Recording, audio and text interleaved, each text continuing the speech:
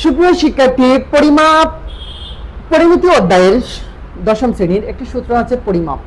পরিমাপের সূত্রটি হচ্ছে পরিমাপকৃত রাশি বাই একক রাশি। পরিমাপকৃত রাশি বাই একক রাশি। তারপর আছে ত্রিভুজ ক্ষেত্রের ক্ষেত্রফল। আমরা ত্রিভুজ ক্ষেত্রের ক্ষেত্রফলের সূত্র জানি হাফ গুণ ভূমি গুণ উচ্চতা।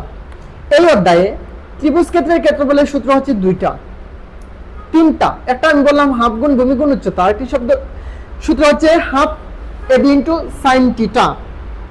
সেটাও কি তোমার ত্রিভুজ ক্ষেত্রের ক্ষেত্রফল। এখন ত্রিভুজ ক্ষেত্রের পরিসীমা নির্ণয়ের সূত্র কি? ত্রিভুজ ক্ষেত্রের পরিসীমা নির্ণয়ের সূত্রটি হচ্ছে 2s equal to a plus b plus c, অর্থাৎ ত্রিভুজের তিনটা বাহুর যোগফল। তারপর সমবাহু ত্রিভুজ।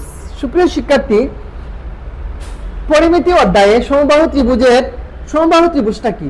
যে ত্রিভুজের তিনটা বাহু সমান সেটা হচ্ছে সমবাহু ত্রিভুজ। সমবাহু ত্রিভুজের সূত্রটি হচ্ছে √3/4 স্কয়ার।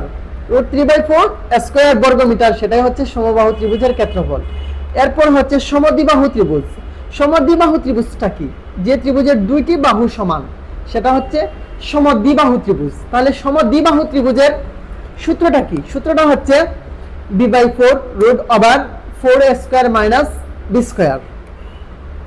সুপ্রিয় শিক্ষার্থী, 16.1 জন্য যে আমি সূত্রগুলো আলোচনা করেছি, এই কয়েকটা সূত্রই হচ্ছে তোমার 16 অঙ্ক করার জন্য যথেষ্ট। আমি এই 16.1 অঙ্ক যখন করব তখন আজকে যে সূত্রগুলো নিয়ে আলোচনা করেছি সেই সূত্রগুলো তোমাদেরকে প্র্যাকটিক্যালি অঙ্ক সমাধান করার মধ্য দিয়ে আরো বেশি বোঝাতে সক্ষম হবে বলে আশা করছি। আজকের ক্লাসটি এই পর্যন্তই। সবাই ভালো থাকো, সুস্থ থাকো। আল্লাহ হাফেজ।